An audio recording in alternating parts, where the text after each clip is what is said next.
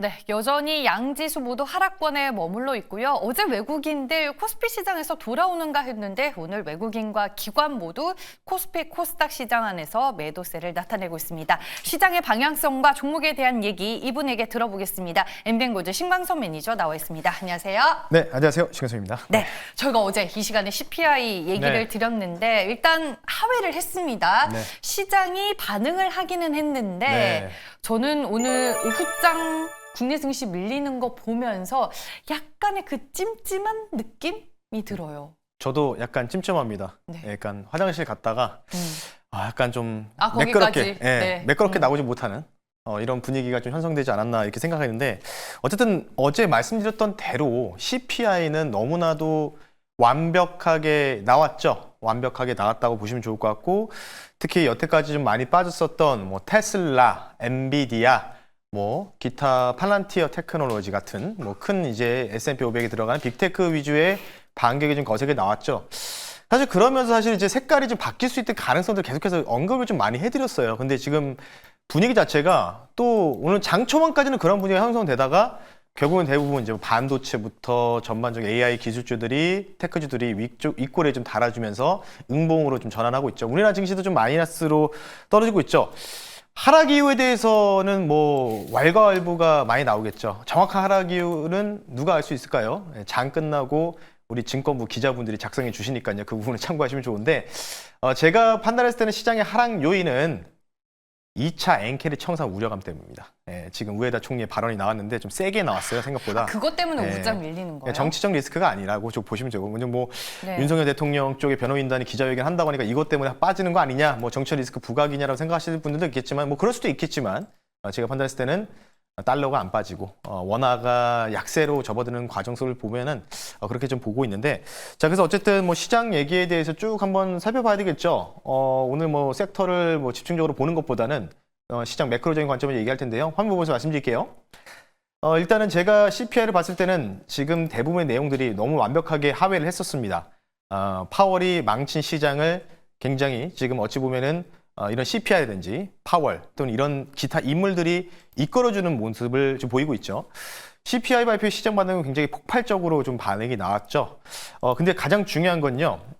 아래쪽 보시면 다 좋게 나왔다라고 하는데 특히 법률 서비스 비용 그리고 일부 주얼리 제품의 가격이 예상보다 높게 나타났다라는 게 특징적인 겁니다.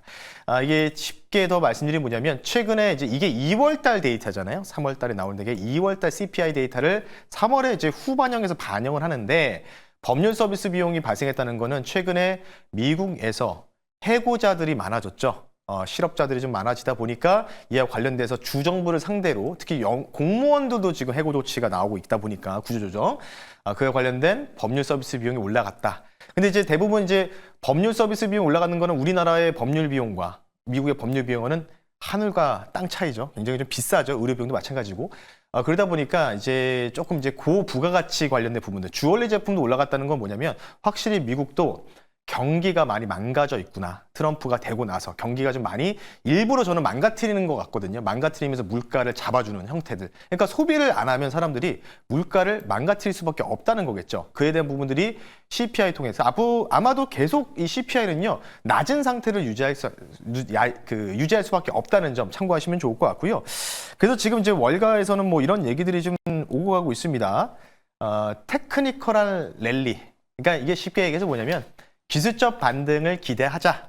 근데 여전히 모든 대부분의 증권사들이 월가에서는 약세장은 분명한 사실이다. 근데 제가 말씀드렸던 거죠. 어제도 이제 미중 관련된 회담에 대한 가능성들 언급해드리면서 요 자리에서 이전에 한번 나왔었다고 했잖아요. 이게 언제냐? 2018년도 당시, 1분기 당시입니다. 그래서 아마 이 쇼스퀴즈, 그러니까 어제 같은 경우에는 최근에 많이 떨어졌었던 테슬라, 엔비디아 등 종목에 위주로, 기타 종목들 위주로 쇼스퀴즈가 발생했죠. 쉽게 얘기해서 뭐냐면 매도, 공매도를 때린 종목이 이제 뭔가 약간의 반등이 나오려고 하면은 약간 눈치 게임을 하는 겁니다.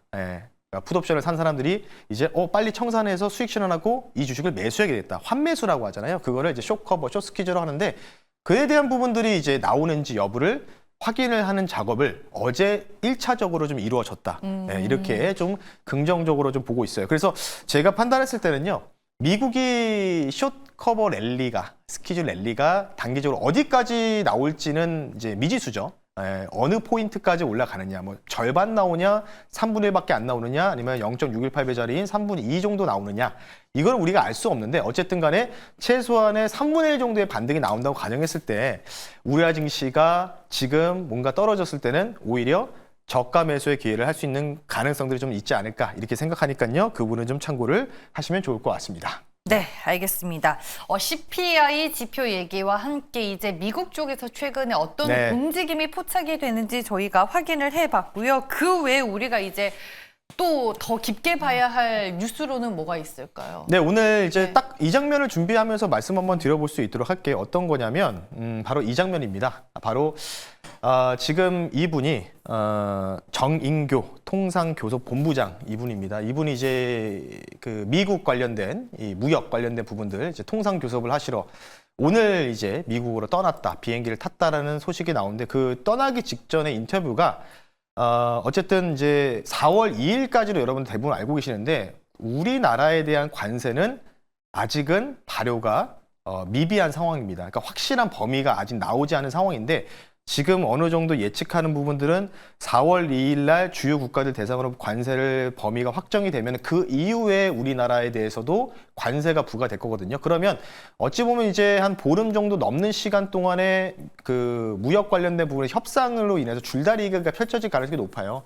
그러다 보니까 이분이 이제 오늘 비행기를 타고 미국으로 건너가셔서 얘기를 한다는 거죠. 근데 얘기를 할 때는 항상 협상이라는 거 아시겠지만 주는 것도 주고 또 받을 것도 받아야 되겠지 않겠습니까? 그래서 저는 오늘 결론은 이렇게 좀 내보겠습니다. 이렇게 좀 보시면 좋을 것 같은데요. 결국은 미국이 원하는 거는 우리나라에 와서 공장을 만들어라. 우리나라에 와서 삼성전자, SK, 현대 너네들 우리나라에 와서 공장 만들어 실업자들 없이 취업을 할 수 있게 뭔가 채용 인력을 충원시킬 수 있게 해주고 결국은 뭐 미국만 잘 나가게 만들어달라 이런 거잖아요. 그러면 이제 우리가 여기에서 우리가 받을 수 있는 게 뭘까? 지금 당장 보이는 건 저는 LNG 프로젝트밖에 없다고 생각해요. 그래서 네. 다시 좀 우회해서 오늘 종목을 이쪽으로 좀 한번 가지고 나왔다 이렇게 좀 보시면 좋을 것 같습니다. 네, 결국에는 한미 공조를 우리가 예상해 볼 수 있는 산업과 섹터는 말씀해 주셨다시피 조선, 뭐 LNG 그리고 SMR 네. 이쪽에 될 것 같은데 돌고 돌아 다시 LNG로 갑니까 우리는?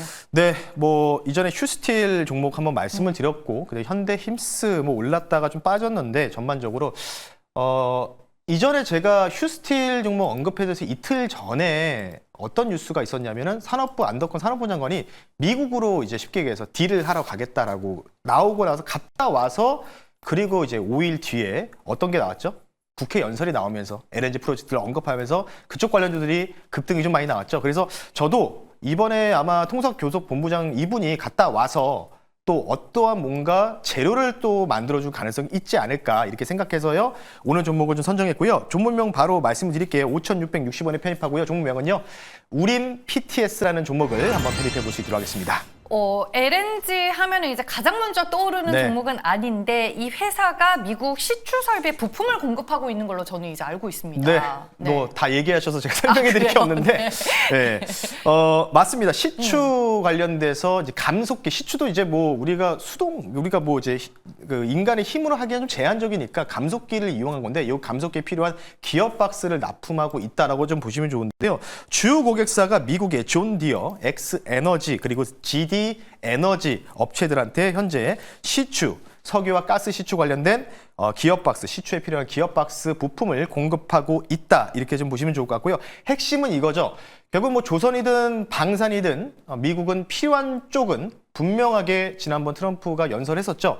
LNG든 마찬가지로 인센티브를 제공하겠다. 예, 그러니까 뭐 여기에다 관세에 대한 무관세를 적용하든지 뭔가 여기다 감면을 한다든지 전반적으로 좀 더 혜택을 좀 줄 수 있겠다. 그래서 그에 대한 보따리가 아마 이 통상교섭본부장 이분이 돌아왔을 때 아마 또 그에 대한 재료들이 좀 노출되지 않을까 싶고요. 마지막으로 우림 PTS가 지금 현재 미국 생산 기지가 없습니다. 근데 2020년도 코로나 때 당시에 미국 판매 법인인 우림 아메리카를 설립을 함으로써 여기를 통해서 지금 앞서 말씀드렸던 존디어 엑스에너지 등등 이런 미국의 기타 가스 시추 업체들한테 부품을 공급하고 있다. 이렇게 좀 말씀을 드려보겠습니다. 네, 알겠습니다. 우림 PTS 최근에 뭐 주가가 변동성 있게 한 번씩 움직여주기는 했는데 가격 전략은 어떻게 가져가야 될까요? 저는 이제 개인적으로 이런 패턴들을 좀 좋아를 해요. 왜냐면 이런 종목들을 이제 살살살살 좀 모아가는 전략을 좀 보시면 좋을 것 같은데 차트 보면서 말씀 한번 드려보겠습니다. 어떤 패턴이에요? 바닥에서 올라오는 과정, 아직 시세가 분출되지 않은 과정 속, 그러니까 이런 종목들은 아무리 시장이 급락이 나와도 뭐 마이너스 10%, 15% 정도 자리인데, 그러니까 주가가 고점에서 떠 있는 종목들은 순식간에 얻어맞으면 30, 40%는 기본적으로 좀 빠지거든요. 대표적으로 1월달 로봇주가 형태가 약간 그런 식으로 나왔다. AI 소프트웨어도. 그래서 어쨌든 재료는 있고 그에 대해서 뉴스가 어떻게 진행되는지 따져봐야 되겠지만 어쨌든 정배로 전환되는 직전의 과정이기 때문에요. 목표 가격을 단기적으로 일단은 6,690원 선으로 말씀 한번 드려볼 수 있도록 하겠고요. 손절 가격은 5,390원 선, 60일 이동평균선 정도로 보겠습니다. 휴스틸도 비슷한 차트의 흐름이었다는 것만 기억하시면 좋을 것 같습니다. 이상 우림 PTS 네, 말씀드리겠습니다. 거래량이 좀 적은 종목이에요? 네, 뭐 휴스틸도 거래 대금이 별로 없었죠. 네, 이 정도로 참고하시면 좋을 것 같습니다. 네, 알겠습니다. 오늘 4시 무료 방송에서 어떤 얘기 해주실 건가요? 네, 뭐 앞서 말씀드린 대로 우에다 총재의 발언이 좀 주요하다고 좀 보고 있는데, 그래도 5대 은행의 엔화 예금이 상당폭으로 많습니다. 그러니까 최근에 외국인이 매도한 금액들이 대부분 일본계 자금이다라고 보고 있는데, 강경한 발언이 나온 만큼 작년과 같은 사태가 다시 촉발될 수 있을지 그에 대해서 저의 생각에 대해서 말씀드릴 테니까요. 네이버나 너튜브에 오후 4시 여러분 신광석 검색하시고 너튜브 방송, 무료 방송을 통해서 뵐 수 있도록 하겠습니다. 네, 알겠습니다. 마켓 1타 강사 지금까지 MBN골드 신광서 매니저와 함께했습니다. 고맙습니다. 네, 고맙습니다.